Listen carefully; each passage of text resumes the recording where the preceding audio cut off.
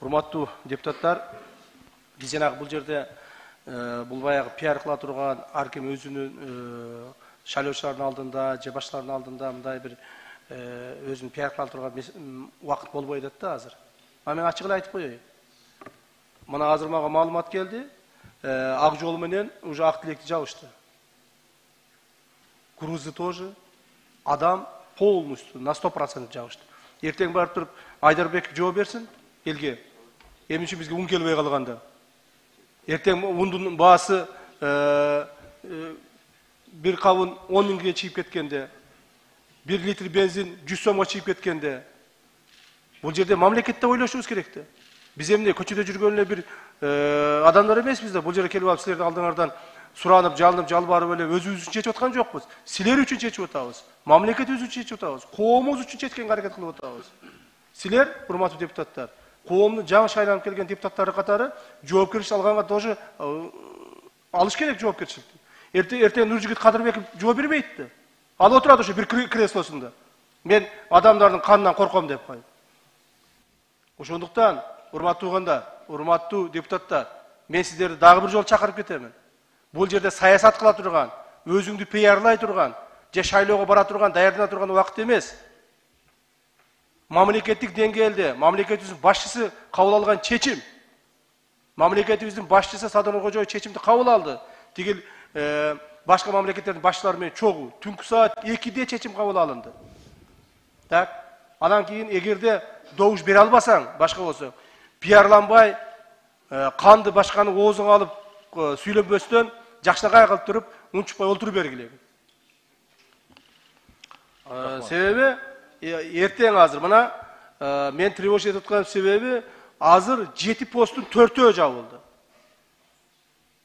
Эртең барып туруп 7 посттун баары жабылгандан кийин унду желкесине ким? Кадырбеков ташып келип береби? Ким ташып келип берет? Элибизди ким багат? Элибиздин, коомубуздун ичини, тынччылыгын ким сактайт? Ошондуктан, урматтуу Нуржигит Кадырбекович, сизди мен иним катары как сыйлайм, бирок оозуңузга баягы жаман сөздөрдү албастан чечим кабыл алып берүүгө, тезирээк кабыл алып берүүгө, урматтуу депутаттар, суранабыз. Менде дагы жоопкерчилик бар. Менде дагы жоопкерчилик бар, жеке адам катары. Саясатты азыраак кылып, же болбосо, көптөгөн сөздөр айтылып кетип атат, жабык иретте өткүзөйлү. Бая мен сиздерден суранып айттым эле. Регламенттин канчанчы статьясы эле? 36 статьясынын негизинде, 36 статьясы 1-пункт негизинде. Монда эл аралык келишимдер, аскердик маанидеги маселелер жабык артында каралат деп. Рахмат депутаттар, ушул маселени же болбосо жабык артында чечип бериңиздер. Ошол боюнча азыр чечип туруп чечимдерди кабыл алып бериңиздер. Азыр ошол боюнча меме. Рахмат. Аклы Үсөнбекович. Улан Бердибаевич, мен дагы ошону суранып кетет элем. Азыр кичине эмоциялар дагы чыгып атат, анан фактылар дагы чыгып атат. Бизде да айта турган сөздөрүбүз бар. Суранып кетем, анда жабык заседанияны мындан ары өткөзөлү, анан чечимге келгенде да көрөлү. Рахмат. 5-микрофон. Саламатсыздарбы? Саламатсыздарбы, урматтуу коллегалар? Биринчиден, мына бүгүн чогулуп кворум болуп отурат. Жаңы жылыңыздар менен куттуктайм барыңыздарды. Улан Бердибаевич, сизге бир эме ушул суроолорго чек коюп, эме мына азыр Камчыбек Кыдыршаевич айткандай, ушул границалардын баарын жаап атат деп маган дагы жаңы эле кабар келди. Эми өкмөттүн мүчөсү, кабминдер ушул жерде отуруп, баягы кошуна өлкөдө кыйын кырдаал болуп, биздин ушундай чече албай көпкө созулчу маселе болуп кетти. Андан көрөкчө ошол суроолорго чек коюп, анан фракциянын лидерлери эле суроо берип, чечсек чечтик, эми добушубузду берсек. Добушубузду бербесек, добушубузду бербейбиз деп эле өкмөттүн мүчөлөрүн ишке жөнөтсөкпү деген ойдомун. Эми сиздер өзүңүздөр кандай кабыл алып чечим чыгарасыздар, ар бириңиздердин өзүңүздөрдүн оюңуздарда.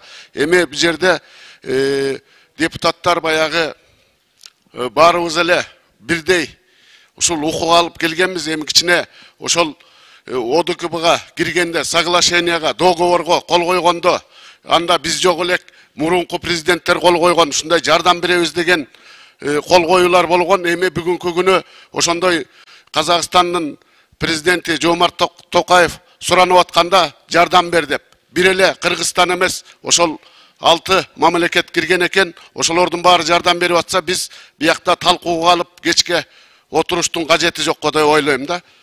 Рахмат сиздерге. Рахмат. 4-ші микрофон.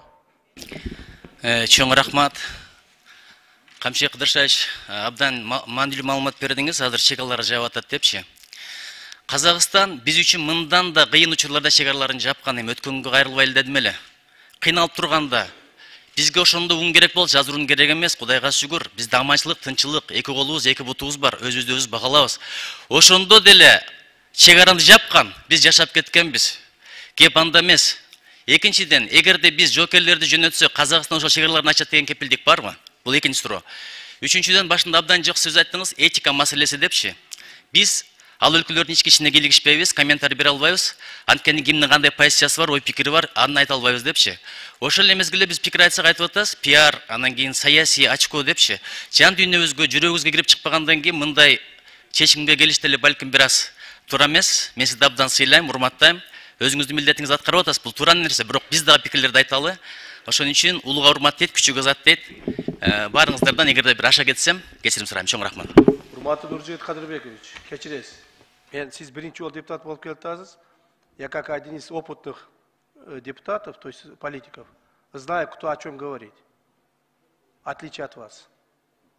Рахмат. Рахмат, урматтуу депутаттар. Бул жерде сунуш түшүп атат. Камчы Кыдыршевичтен, Акылбек Үсөнбековичтен, жогоруда Акылбек Төмөнбаевтан дагы сунуш түштү. Аталган маселени жабык түрүндө өткөзөлү депчи. Ошон үчүн урматтуу депутаттар, добуш берип туруп, андан кийин ортоңку трибунага чыкпайлыбы? Кандай дейсиздер? Кандай дейсиздер, урматтуу депутаттар? Биринчи микрофон. Кечиресиз, Улам Бердибаевич. Бул жер Жогорку Кеңештин парламенти. Ар кандай сунуштар депутаттар тарабынан болуш керек да, ошол колго салыныш керек. Анан кийин бири-бирибизге акарат келтирип, ар түрдүү сөздөр сөзсүз болот окшойт, ар ким позициясын айтып атканда.